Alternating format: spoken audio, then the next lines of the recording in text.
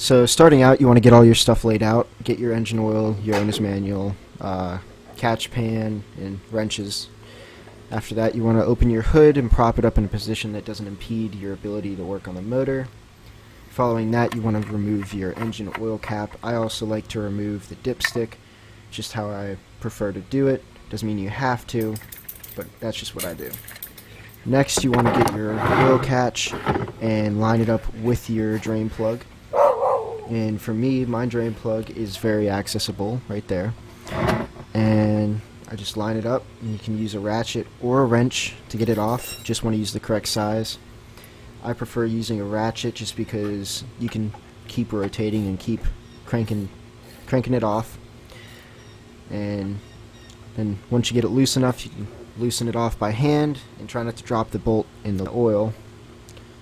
And then you just want to let it drain until it comes to a trickle, or some people like to wait until it gets to not flowing. I stuck my camera up in there just to check the motor out while I had the oil drain plug out. And then you want to put it back in, tighten it down. I like to go by the rule of snug and then 1/8 of a turn past it, but that's just me.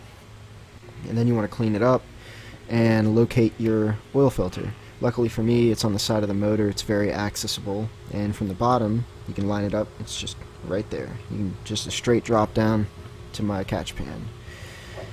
And then after that, you want to I tried loosening it by hand, didn't work, so I ended up getting my filter tool and proceeded to loosen it with that.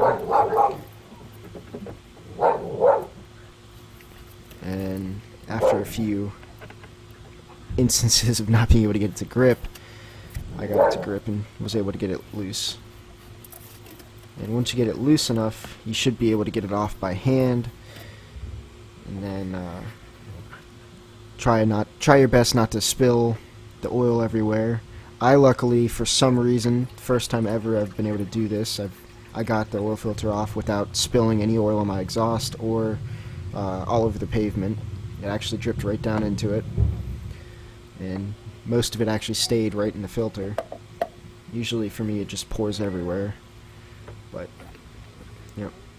and then after that you just dump whatever's in the filter in and grab your new filter, pull it out of the box. And then what I like to do is I like to compare it, make sure it's the same size, same spline as the other, not spline but thread as the other. And you want to take some of your old oil or new oil, depends on what your preference is.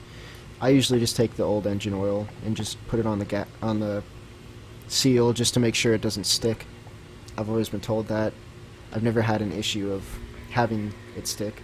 As you can see, when on my other filter, it didn't leave anything on the motor where the oil filter goes. Then you want to go ahead and hand tighten it. Just get it, my rule again, snug and then 1/4 past, or 1/8 past. Then you want to clean up the area of where any oil did drip. And then you want to go to your owner's manual. In my case, I have a repair manual, and it's stated to use 5 quarts of oil and go ahead and let it sit for a minute, check the oil level. I ended up just leaving a clip of me putting 2 quarts in, just because, I mean, it's the same thing over and over. I don't feel I need to show every quart, but I ended up putting 5 quarts in, and then I let that one sit. And obviously, like I said, I'm not going to exactly, I'm not going to show the entire time of me filling it up. Now after that, I put my oil cap back on and push my dipstick back in, started the vehicle, let it run for about a minute, make sure there's no leaks anywhere, and check the level. And as you can see, it was down below the line, so I added another quart, and then it was right at the top line. And then after that, I put my cap back on and double checked everything, made sure everything was in place, and then I put my hood down, and you're pretty much set to go. After a few days, you want to just double check, make sure that your oil level's the same, and you should be good. And that should be it.